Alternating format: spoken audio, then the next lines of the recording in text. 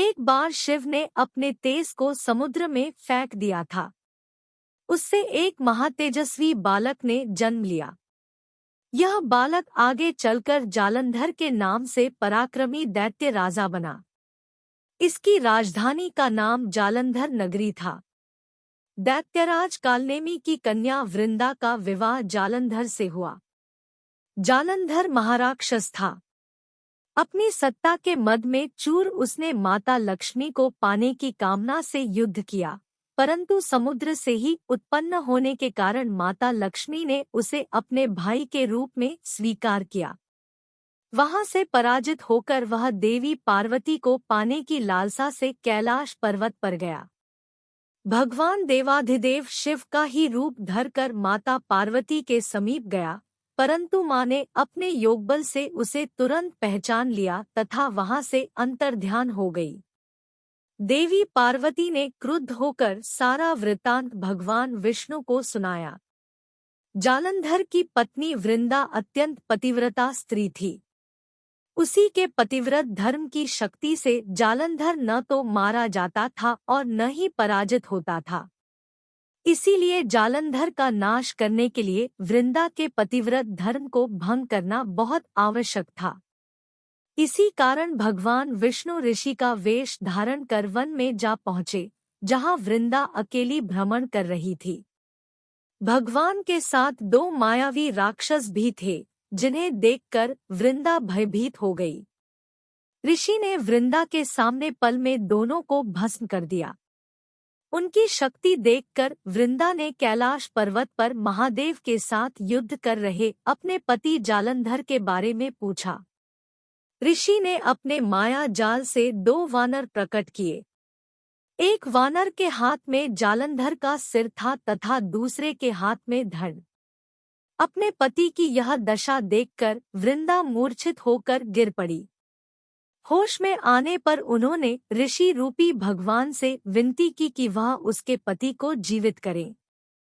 भगवान ने अपनी माया से पुनः जालंधर का सिर धड़ से जोड़ दिया, परंतु स्वयं भी वह उसी शरीर में प्रवेश कर गए। वृंदा को इस छल का तनिक भी आभास न हुआ।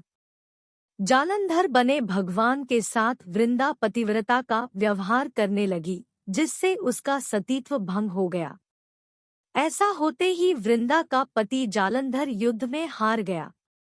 इस सारी लीला का जब वृंदा को पता चला, तो उसने क्रुद्ध होकर भगवान विष्णु को हृदयहीन शिला होने का श्राप दे दिया। अपने भक्त के श्राप को भगवान विष्णु ने स्वीकार किया और शालिग्राम पत्थर बन गए।